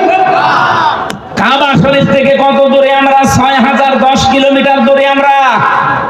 এখন এই 56,000 বর্গ মাইলের বাংলাদেশ যদি আমরা নিরাপদ এবং নিশ্চিন্ত করতে চাই, কাবা শরীফে আল্লাহ যেমন ভাবে তৈরি করেছেন, যেই নিরাপত্তা দিয়েছেন, ওইটা আমাদের এই দেশে তৈরি করা লাগবে। কাবার চত্বরের ভেতরে 1 নাম্বার আপনি কোন শিরিক পাবেন না। কথা বলছেন না কেন? কোরআনে কারিমে আয়াতের দলিল পেয়েছি আমি তাফসীরে সূরা আনআম 7 নাম্বার পারা 17 নাম্বার পৃষ্ঠার প্রথম নাম্বার লাইনের 82 নাম্বার আয়াতের প্রথম অংশে আছে, আল্লাযীনা আমানু ওয়া লাম ইয়ালবিসু ঈমানাহুম বিযুলমিন উলাইকা লাহুমুল আম ইলা আখির আয়াত। আল্লাহ পাক বলেন যারা ঈমান আনে আর ঈমানের সাথে জুলুমকে মিশ্রণ করে না, এখানে জুলুম মানে শিরিক। জুলুম মানে কি? যারা ঈমানের সাথে শিরিককে মিশ্রণ করবে না, উলাইকা, এখানে গ্রামার জানে যারা জিজ্ঞাসা করেন উলাইকা ইসমে ইশারা দিয়ে আল্লাহ যারা হাত দিয়ে দেখাতে চায় যশোরের এই বাংলার মানুষগুলো, উলাইকা লাহুমুল আমনু, এরাই নিরাপত্তার হকদার। সুবহানাল্লাহ বলতে পারেন না? তাহলে আমরা যদি আতঙ্কে এখন আছি আমাদের প্রতিবেশীদের দ্বারা, আতঙ্কে নেই? এই আতঙ্কগ্রস্ত যদি আমরা থাকতে না চাই, আমরা যদি সত্যি শান্তি, স্বস্তি, নিরাপত্তা এবং নিশ্চিন্ত ভাবে দেশে চলাফেরা করতে চাই, দল মত দেখা যাবে না। একটাই কাজ এখন আমাদের মালিকের হুকুম, শিরিক মুক্ত করা লাগবে দেশটাকে। কথা বলেন না কেন? আমাদের বিশ্বাসের শিরিক, আমাদের কর্মের শিরিক, যত রকমের শিরিক বাংলাদেশে আছে সবগুলো যদি আমরা তুলে দিতে পারি, আমাদের এই দেশটাতেও কেউ আসলে সে কিন্তু নিরাপত্তা পেয়ে যাবে। আমরা নিরাপদে বসবাস করতে পারবো। যত রকমের রিজিকের ব্যবস্থা আল্লাহ আমাদের জন্য করবে। প্রতিবেশী খারাপ হয়েছে তাতে কি? এই প্রতিবেশী ছাড়া যদি আশপাশের সবগুলো দেশ চলতে পারে, বাংলাদেশও চলতে পারবে। দরকার এদের সব বাদ দিয়ে দেব, হারাম এদের সাথে সম্পর্ক রাখা। আমরা এখন সম্পর্ক রাখবো আমাদের পুরাতন ভাই পাকিস্তানের সাথে, তুরস্কের সাথে, দরকার চীনের সাথে। প্রতিটি জায়গা থেকে রিজিক আসবে। ১৫০০ বছর আগে যদি আল্লাহ এটা করতে পারে, আমাদের জন্য পারবে না মানে? আল্লাহকে এখন মুরব্বী হয়ে গেছে, এই কথা বলে না কেন? আমাদের বিশ্বাস আছে যে আল্লাহ যেমন ছিল ওই রকম আছে। কথা বলেন ঠিক কিনা? আল্লাহ ওই সময় যদি পারে কাবা শরীফের, আমাদের এই দেশটাতেও পারবে যদি আমরা ওই ধরনের ঈমানদার হতে পারি। ওয়ালা তাহিনু ওয়ালা তাহজানু ওয়া আনতুমুল আ'লাউনা ইন কুনতুম মুমিনিন। আল্লাহ পাক বলেন কোনো ভয় নেই, কোনো চিন্তা নেই, তোমরাই বিজয়ী হবে যদি মুমিন হতে পারো। তাহলে বিজয় দেওয়ার মালিক কে? মুমিন হওয়ার মালিক অবশ্যই আল্লাহ। আল্লাহ মুমিন হবে? আল্লাহ তো মুমিন আছে, আল্লাহর নাম মুমিন না? এক কথা বলেন না। আল্লাহর যে ৫,০০০ নাম আছে, আমরা ৯৯টা বেশি জানি, তার ভেতরে মুমিন আছে না নেই? তাহলে মুমিন তো আল্লাহ আছে, আল্লাহর মুমিন হওয়া দরকার নেই, মুমিন হওয়া লাগবে কাদের? বিজয় দেবে কে?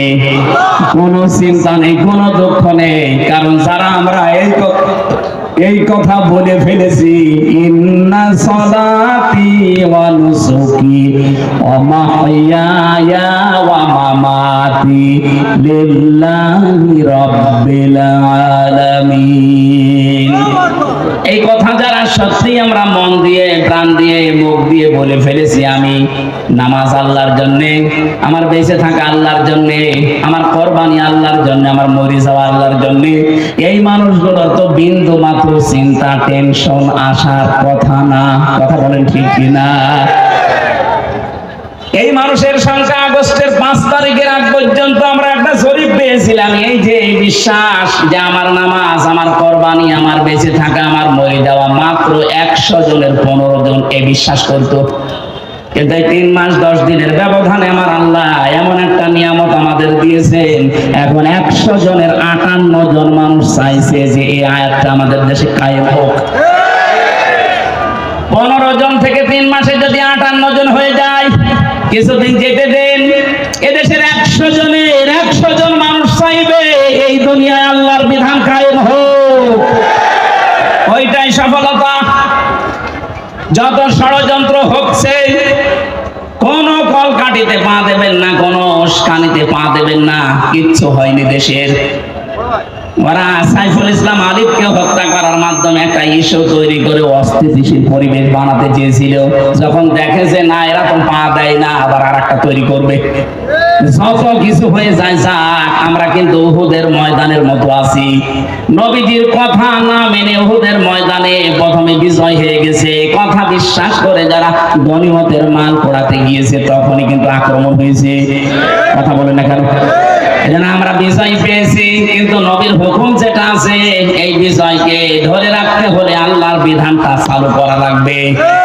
আরো জোরে বলেন, নাইতো এই ষড়যন্ত্র থামছে না, থামবে না। আর এখন যদি আমরা কেউ ঘাট, কেউ বাজার, কেউ নৌকা, কেউ লঞ্চ, কেউ ঘাট, কেউ ব্রিজ, এগুলো যদি এখন গনিমতের মাল মনে করে আরম্ভ করতে চায়, ওরা কিন্তু বসে নেই। খালিদ বিন ওয়ালিদের মতো নেতৃত্ব দিয়ে আমাদেরকে আবার লাশ বানিয়ে ফেলবে। আর একবার যদি এবার পিছিয়ে যান, এদেশে কিন্তু 50 বছর আর ইসলাম আসবে না। সময় সুযোগ আল্লাহ একটু তৈরি করে দিয়েছে। কোন জাতি যদি নিজেদেরকে পরিবর্তনের জন্য চেষ্টা না চালায়, আল্লাহর অত দায় পড়ে না যে আল্লাহ জোর করে আপনাকে পরিবর্তন করে দেবে।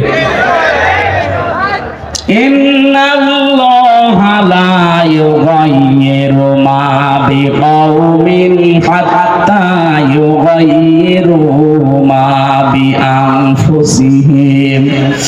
অবশ্যই আল্লাহ কোন জাতির ভাগ্য পরিবর্তন করেন না যতক্ষণ তারা নিজেদের ভাগ্য নিজেরা পরিবর্তন করার চেষ্টা না করে।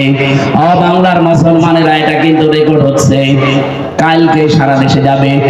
আমার সামনে শুধু এই 50,000 মানুষ না, এখন 18 কোটি মানুষ নিয়ে কথা বলছি। সাবধান, আমরা নিজেদেরকে পরিবর্তনের সময় আল্লাহ হাতে তুলে দিয়েছে। এইটাও যদি এবার আপনি মিস করেন, ভুল করেন, বিশ্বাস করেন 53 বছর না 153 বছর পেছিয়ে যাওয়া লাগবে। রিস্কে নিয়ে কোনো চিন্তা নেই। ওরা যদি ভয় দেখায় যে রিজিক বন্ধ করে দেব, আমাদের আমদানি রপ্তানি যাক, ওর পাশে মায়ানমার আছে, ওর পাশে মালদ্বীপ আছে, ভুটান আছে, পাকিস্তান আছে, চীন আছে, আফগানিস্তান আছে, একটার সাথে ওদের সম্পর্ক ভালো না। ওরা যদি ভারত ছাড়া চলতে পারে, বাংলাদেশ চলবে, কোনো অসুবিধা হবে না। কথা বলেন ঠিক কিনা? আমরা আপনার মতো মুশরিক না, আমাদের ভেতরে আর কিছু না থাক, ঈমান আছে। আরো জোরে আহ্বান, যারা দায়িত্বে আছে, খুব দ্রুত তাড়াতাড়ি ব্যবসা বাণিজ্য যা আছে সব কাট করে দিন। এগুলো সব পাকিস্তানের সাথে, তুরস্কের সাথে, চীনের সাথে আরম্ভ করেন, এমনিতে ভয়ে ওরা মরে যাবে। কারণ আমি তো ওই 17, 18, 19, 20, 4 বছর ওখানে প্রায় 1.5 মাস 2 মাস করে থাকতাম, ওদের আচরণ দেখেছি। কোরআনের ওই আয়াতের সাথে সূরা বাকারার 100 ভাগ ওদের মিল আছে। ওরা সবচাইতে বেশি ভয় পায় মরণকে। এই কথা বলেন না কেন? ওরা সবচাইতে বেশি ভয় পায় মরণকে। কথা কার? আরো জোরে। আর আমরা সবচাইতে বেশি ভালোবাসি মরণকে, কারণ আমরা জানি মরণের বিছানায় আছাড় খেয়ে পড়লে আমাদের একটা অবস্থান আছে। কি? সূরা নাহলে সূরার 32 নম্বর আয়াতে আছে, আল্লাযীনা তাতাওয়াফাহুমুল মালাইকাতু তাইয়্যিবিনা ইয়াকুলুনা সালামুন আলাইকুম উদখুলুল জান্নাতা বিমা কুনতুম তা'মালুন। যে মানুষগুলো এই পৃথিবীর ময়দানে মরণের বিছানায় আছাড় খেয়ে পড়বে, ফেরেশতারা দলে দলে আসতে থাকবে তার কাছে। চাইদিবিন শব্দের শাব্দিক অর্থ শুধু পবিত্রতা না, এটা শুধু পোশাকের পবিত্রতা না, শুধু দেহের পবিত্রতা না, চিন্তা চেতনার পবিত্রতা, আমাদের বিশ্বাসের পবিত্রতা। যেহেতু ওদের বিশ্বাসে শিরক আর আমাদের বিশ্বাসে ঈমান, এই কথা বলি না কেন? সুতরাং আমাদের যে পবিত্রতা আছে বিশ্বাসে, এই বিশ্বাস নিয়ে যখন আপনি পড়বেন মরণের বিছানায়, ফেরেশতারা এসে বলবে সালাম, শান্তি, উদখুলুল জান্নাহ, প্রবেশ করো এই জান্নাতে। আর ওরা মরণের সঙ্গে সঙ্গে দেখতে পাবে মাআওয়াহুন নার, আগুন। কি এই জন্য এত ভয় পাই আমরা যারা ঈমানদার, যারা পবিত্র ঈমানদার, এই মানুষগুলো মরণের সঙ্গে সঙ্গে আমরা দেখতে পাবো জান্নাত। ফেরেশতারা এসে বলবে প্রবেশ করো, উদখুলুল জান্নাতা বিমা কুনতুম তা'মালুন। দুনিয়ায় যা কাজ করেছো তার পুরস্কার হিসাবে আল্লাহ তোমাদেরকে এই বাগান দেখাচ্ছে। ধরে বলেন আমিন। আসল জীবনের সফলতা তো এটাই। আপনি 41 সাল পর্যন্ত ক্ষমতায় থেকে কি করতেন যদি জাহান্নামে যাওয়া লাগে? কথা বলেন না কেন? আমরা 41 সাল না 41 সেকেন্ড বাঁচতে চাই, কিন্তু আমরা চাই আমাদেরকে আল্লাহ জান্নাতি বলে ঘোষণা দিই।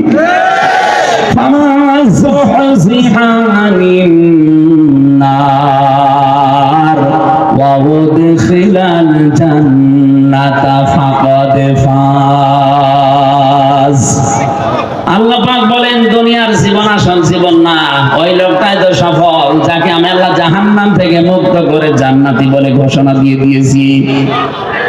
আপনি 41 সাল না 81 সাল পর্যন্ত যদি ক্ষমতায় থাকেন, মরণের পরে যদি ঘোষণা আসে যা জাহান্নামে যা, শুধু 81 সাল না, আমার মনে হয় 5000 বছর ক্ষমতায় থেকে ওই লোকটার জীবন ব্যর্থ। এর পরের আয়াতে আল্লাহ আমাদেরকে একটু সতর্ক বাণী দিয়েছেন, ওয়ামাল হায়াতুদ দুনিয়া ইল্লা মাতাউল গুরুর। হে পৃথিবীবাসী, দুনিয়ার জীবনটা কিন্তু ধোঁকা। দুনিয়ার জীবন কি? আর জোরে বলেন। এটা ধোঁকা। তোমার মা বাবা ধোঁকা, সন্তানাদি ধোঁকা, স্ত্রী ধোঁকা। বিশ্বাস হয় না যাদের জন্য বৈধ অবৈধ নেই, বাবা শাহজালাল সব হালাল বলে উপায় করতেছো। কোটি কোটি টাকার সম্পদ রেখে যাচ্ছ, মারা যাও, মাত্র 100 বছর পরে তুমি ফিরে আসো, আমি গ্যারান্টি দিলাম। 100 বছর পরে যশোরে এসে এই যে বিশাল বানা খালা বানিয়েছিল চাকলাদার সাহেব, 100 বছর পরে যদি চাকলাদার সাহেব এসে ওই যে কি জানো নাম ওইটার, জাবির হোটেল, ওই হোটেলের সামনে এসে যদি বলে হোটেল আমি বানিয়েছিলাম, এটা আমার জমি, আমার মনে হয় 100 বছর পরে ওই জায়গায় অবশ্যই কেউ না কেউ বাস করবে। কথা বলেন না কেন? 100 বছর পরে যারা বাস করবে, শাইন চাকলাদার সাহেব না, যত বড় মাস্তান এসে বলো এটা আমার ছিল, দাঁত ফেলে দেবে। কিসের চাকলাদার আপনি? আপনার যদি থাকার জায়গা না থাকে, পালবাড়ি মোড়ে যে মসজিদ আছে, বারান্দায় থেকে রাত্রে কেটে পড়েন। কি আমি বানিয়ে বলছি? এইটাই হবে দুনিয়ার জীবনই এইটা। এজন্য কার জন্য আপনি কি করছেন? আল্লাহ ফাঁকা ফারাত বিয়ান অমিল্লা দিয়েছেন। ওরা আল্লাহর নিয়ামত গুলো পেয়েছিল, বিভিন্ন দিক থেকে আসছিল, কিন্তু ওরা কুফরি করেছিল, নাফরমানি করে ঢেকে ফেলেছিল। আর যারা বৈধ অবৈধ নেই, বিশাল কিছু তৈরি করে যাচ্ছেন। আরে ভাই, আমি নিজে তো আমার 3 পুরুষের পরে আর চিনি না। আমার বাবা রিয়াজউদ্দিন, তার বাবা জাহান আলী, তার বাবা নমাজ আলী, এরপরে ছাতা আমার জানা নেই। আমার মনে হয় এখন নমাজ আলীর বাবা যে কে ছিল সত্যি আমি জানি না। উনি যদি এখন এসে বলে হামজা এই বাড়ি, এই হালসা কুষ্টিয়া, এটা আমার বাড়ি, এই যে 2 তলা বাড়ি এটা আমি বানিয়েছিলাম, দাঁত মুখ খুলে ফেলাবো। কিসের নমাজ আলীর বাবা আপনি? আমি তো নমাজ আলীর পরে কাউকে চিনিই না, তার নামও জানি না। নমাজ আলী পর্যন্ত যদি আসতো তাও হয়তো। এক কথা বলছি না কেন? অথচ লোকটা কিন্তু 60 বছর আগেও মারা যায়নি, 60 বছর আগেও সেই লোকটা মারা যায়নি, অথচ তারে আমি চিনি না। আর আমার মেয়ে তো তার জীবন চিনার কথাই না। আমার মেয়ে সর্বোচ্চ আমির হামজা, রিয়াজউদ্দিন, জাহান আলী পর্যন্ত চেনে। এরপরে পরে জিজ্ঞাসা করুন কে? এটা কি ফেরেশতা? যশোরবাসী, কথাগুলো আমি নিজের জন্য বলছি। আজকে থেকে কোনো হারাম কাজে যাওয়া যাবে না। যারা দায়িত্বে ছিলেন এই 15 বছর, আপনার জন্য সূরা ইব্রাহিম, আলাম তারা ইলাল্লাযীনা বাদদালু নি'মাতাল্লাহি কুফরা ওয়া আহাল্লু কওমাহুম দারাল বাওয়ার জাহান্নামা ইয়াসলাউনাহা ওয়া বিসাল করার। আল্লাহ বলেন নিয়ামত, হে নবী আপনি একটু দেখেন না কেন ওরা নিয়ামত পাওয়ার পরে ঢেকে ফেলেছিল, কুফরি করে বদলিয়ে দিয়েছিল আমার নিয়ামতকে। এবং 2 নাম্বার ওয়াহাল্লু কওমাহুম দারাল বাওয়ার, ওরা জাতিকে জাহান্নামের দিকে পরিচালিত করেছিল। এই 15.5 বছর মূর্তির মাধ্যমে আল্লাহর অবাধ্যতা বিভিন্ন জায়গায় চালু করে পুরা জাতিকে ওরা কিন্তু জাহান্নামের দিকে পরিচালিত করেছিল। কথা বলে না কেন? সব চাইতে এখানে যে আনউমিল্লাহ আল্লাহর নিয়ামত, আমি তাফসিরে ইবনে কাসিরে পেয়েছি সব চাইতে বড় নিয়ামতের কথা আল্লাহ দিয়েছেন রাসূলুল্লাহর নাম। তাদের কাছে সবচাইতে বড় নিয়ামত ছিল আমার রাসূল। কিন্তু এই মানুষগুলো আমার রাসূলকে পাওয়ার পর তার যে কর্মসূচিগুলো, এটা সূরা আলে ইমরানের 164 নম্বর আয়াতের প্রথম অংশে পাবেন, লাকাদ মান্নাল্লাহু আলাল মুমিনিন ইলা আখিরি আয়াত। আমি আল্লাহ যত দয়া তোমাদের উপরে করলাম, সবচাইতে বড় দয়া এইটা যে মুমিনদের উপরে আমি একজন রাসূল পাঠিয়েছি। এই রাসূলকে তারা পাওয়ার পরে মানে তো না, আনুগত্য করে না, আর দেশ থেকে তাড়িয়ে দিয়েছিল। প্রশ্ন আসতে পারে, সে তো 1000 বছর আগের কথা, এখন কি? হ্যাঁ, এখনো আছে। এখন রাসূল নেই, কিন্তু রাসূলের নায়েব আছে। এই কথা বলেন না কেন? বিশ্ব নবীর স্থলাভিষিক্ত নায়েবে রাসূল, উত্তরাধিকারী আলেম যারা, তারা 15.5 বছর আপনি কি করেছেন আলেমদের সাথে বলেন তো? এটা একটা নিয়ামত ছিল, রাসূলের উত্তরাধিকারী, অথচ তাদের মাথায় দড়ি দিয়ে ডান্ডা বেড়ি পড়িয়ে আপনি কোটে তুলতেন। জেলখানার ভেতরেও যদি রাখতেন, এমন কঠিন অবস্থায় রেখেছিলেন। অন্যান্য সাধারণ মানুষের মতো না, আলেমদের প্রতি সবচাইতে বেশি রাগ আপনার। আল্লাহ পাক বলেন, এই যে নবীর ওয়ারিস যারা, নবীর উত্তরাধিকারী যারা, এদের সাথে যখন খারাপ আচরণ করে ফেলেছে, ফাযাকাল্লাহু লিবাসাল জু', আমি আল্লাহ তখন তাদেরকে ক্ষুধা দুর্ভিক্ষের পোশাক পরিয়ে দিয়েছি 7 চাকাতে। বারবার বলতো না শেষের দিকে এসে যে দুর্ভিক্ষ আসবে? এই কথা বলেন না কেন? পোশাক আল্লাহ নিজে পরিয়েছিলেন। রিস্কের মালিক যেহেতু তিনি, এজন্য 18 কোটি মানুষের এখনো খাবারের অভাব নেই। আল্লাহ যদি দায়িত্বটা ছেড়ে দিতেন, আমাদের দেশে জায়গা অনুযায়ী মানুষ আমরা যা মরে একেবারে গরু ছাগলের মতো পড়ে থাকতাম। আল্লাহ এখনো পর্যন্ত পোশাকটা পরাননি, তার কারণ আছে। কারণ যে নিয়ামত গোপন করা, নিয়ামত অস্বীকার করার যে কার্যক্রম চলছিল, আগস্টের 5 তারিখে আমার আল্লাহ হঠাৎ করে কর্তন করে সেট করে ঠান্ডা করে দিয়েছেন।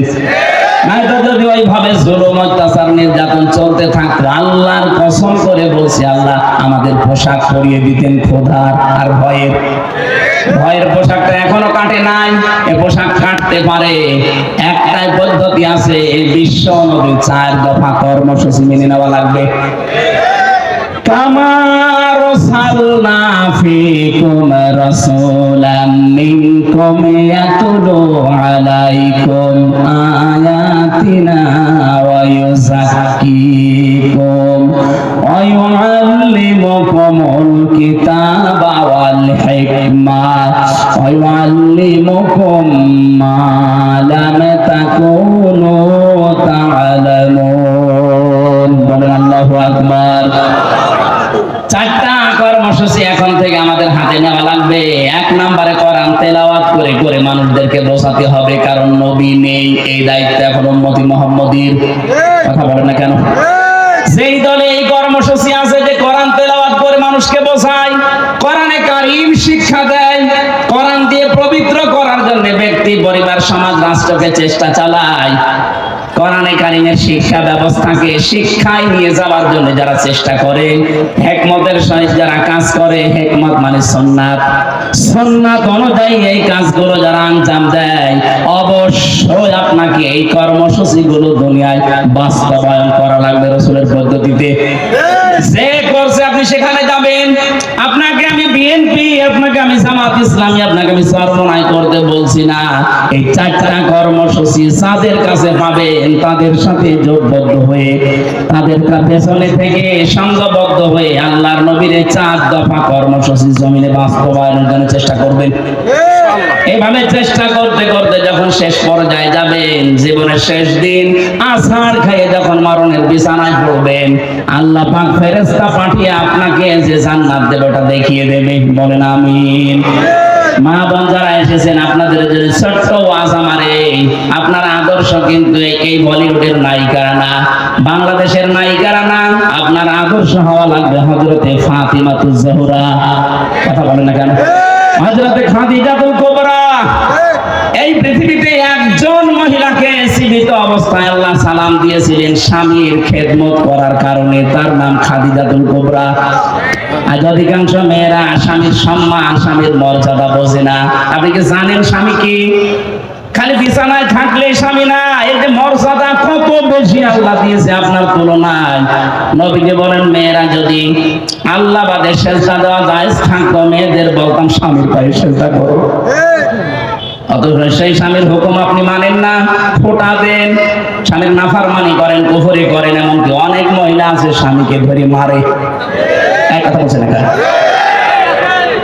বর হাতে মায়ের খাওয়া মানুষ দেশে আছে না নেই? সত্যি করে বলবেন, কোরআনের মাহফিলে কারা খেয়েছেন হাত তোলেন তো।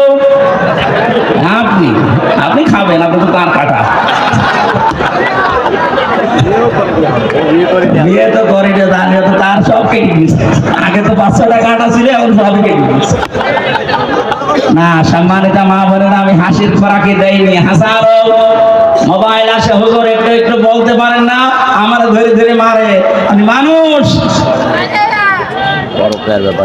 আশা করছে খুব সতর্ক থাকবেন এ ব্যাপারে। স্বামীর সম্মান অনেক বেশি, অনেক বেশি, মানে আল্লাহর আরশ পর্যন্ত। এই পৃথিবীতে একজন মানুষকে আল্লাহ আল্লাহ রাসূলের পরে স্থান দিয়েছে, অথচ হাজারো মহিলা এই স্বামীকে কষ্ট দেওয়ার কারণে জাহান্নামে যাবে। নবী নিজে দেখেছেন। কারণ স্বামীর কুফরি করা, স্বামীর নাফরমানি করা, তাদের মনে কষ্ট দেওয়া। আল্লাহ যেন আপনাদের এলাকায় যে মেয়েগুলো আছে তাদেরকে বাঁচিয়ে দেন, বলেন আমিন।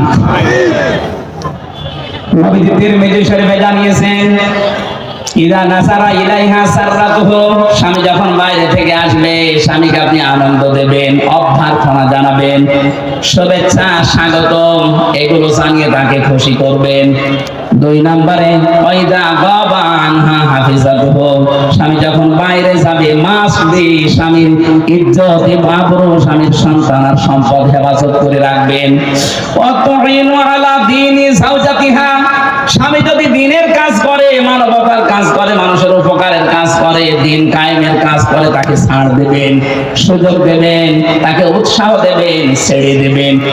আপনি সাহায্য করা দূরের কথা, আরো বাধা দেন। আপনি নামাজ পড়ে রোজা রেখে জীবনও জান্নাত যেতে পারবেন না। 4 নম্বরে স্বামী যেটা জায়েজ হুকুম করে, যদি শক্তি জায়েজ হয়, জীবন থাকা কালে আপনাকে মানা লাগবে। আল্লাহ এই 4টা গুণ মেয়েদেরকে জান্নাত ডাকবে বলে দিয়েছেন। যত মহিলা বসে আছে বিভিন্ন জায়গায়, এই 4টা গুণ অর্জন করে ফাতিমাতুজ জোহরা, খাদিজাতুল কুবরার সাথে জান্নাতে যাওয়ার তৌফিক দান, বলেন আমিন। ধর্ম পৃথিবীতে একটাই, ইসলাম। এই ধর্মে আমরা গ্রহণ করাচ্ছি, লিখিত করাচ্ছি। বিসমিল্লাহির রহমানির রহিম। লা ইলাহা ইল্লাল্লাহু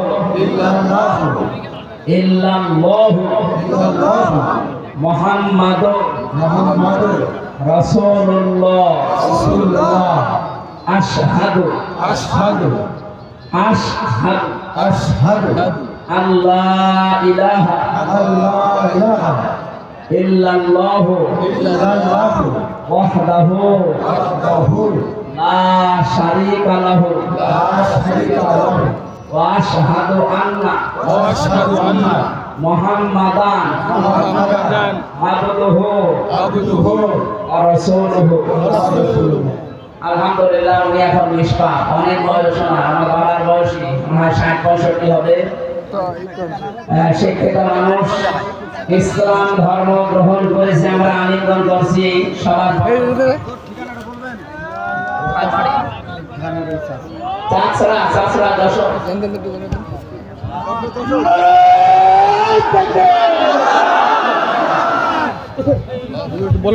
একটা বড় সমস্যা পরকীয়া প্রেম। বিশেষ করে মহিলারা ছোট ছোট বাচ্চা রেখে অন্যের সাথে চলে যাচ্ছে।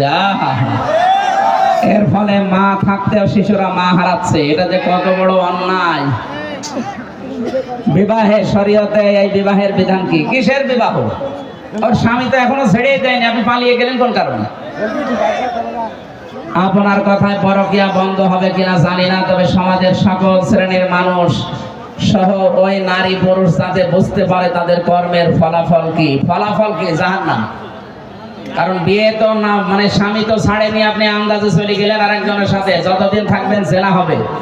এ বিষয়ে সুস্পষ্ট আলোচনা করবেন যাতে কোনো শিশু মা হারা ও মা থাকতে মা হারা না হয়ে দুনিয়া এতিমের মতো লালন পালন না হয়। আসলে এটা আরো আগে থেকে দিলে আমি ওই আয়াত পড়তাম। আজকে সময় নেই, আমরা পোলের হাটে আকিস গ্রুপের মাহফিলে ওই আয়াতের উপরে কথা বলবো ইনশাআল্লাহ। আল্লাহুম্মা আমিন। আমার